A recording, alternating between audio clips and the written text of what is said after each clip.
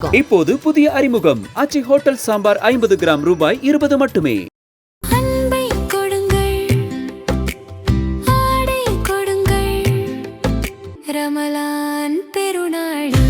Super Sarvana Stores. GT Holidays, South India's #1 travel brand.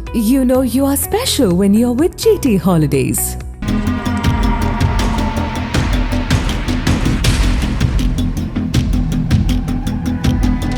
Thoothukudi அடுத்துள்ள கோரம்பள்ளம் தெற்கு காலங்கரை பகுதியை சேர்ந்தவர் 33 வயதான பெரியநாயகம்.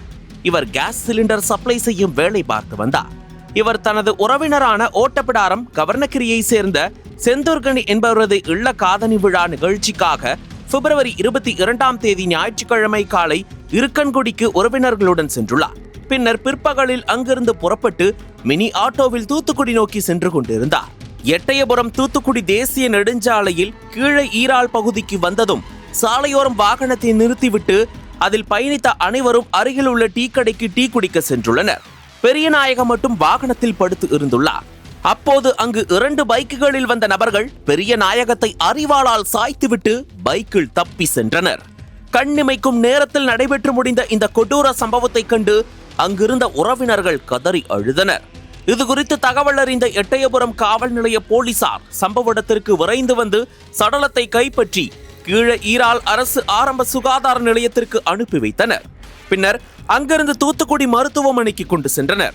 எட்டயபுரம் காவல் நிலையத்தில் வழக்கு பதிவு செய்யப்பட்டு போலீசார் விசாரணையை தீவிரப்படுத்தி குற்றவாளிகளை தேடி வந்தனர்.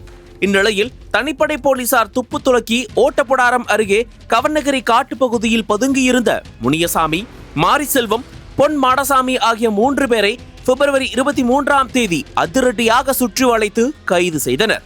பிடிபட்டவர்களிடம் நடத்திய போலீசாரின் முதற்கட்ட விசாரணையில் பெரியநாயகத்துக்கும் ஓட்டப்பிடாரம் கவர்னகிரியை சேர்ந்த 36 வயதான முனியசாமி என்பவருக்கும் இடையே கடந்த 1 வருடமாக முன்விரோதம் இருந்து வந்துள்ளது.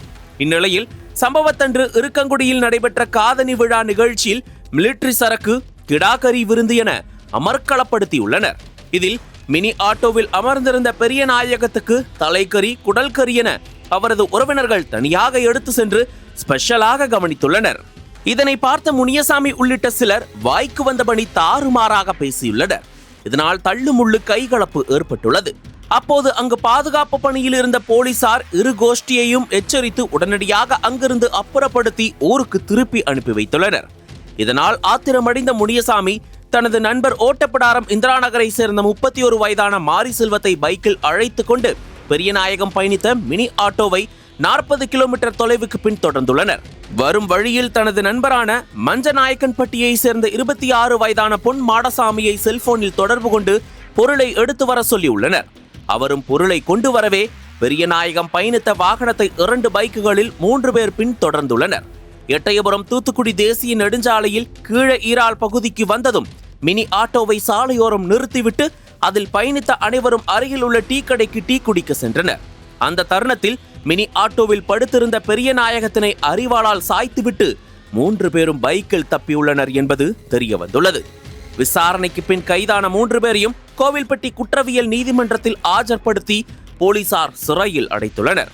கிடாக்கரி விருந்தில் ஏற்பட்ட தகராறில் 40 கிலோமீட்டர் தூரம் பைக்கில் பின்தொடர்ந்து விரட்டி வந்து இளைஞரை போட்டு தள்ளிய சம்பவம் பரபரப்பையும் சோகத்தையும் ஏற்படுத்தியுள்ளது. அனல் பறக்கும் செய்திகளை அப்டேட் செய்து கொள்ள நக்கீரன் களத்தை இப்பவே சப்ஸ்கிரைப் பண்ணுங்க.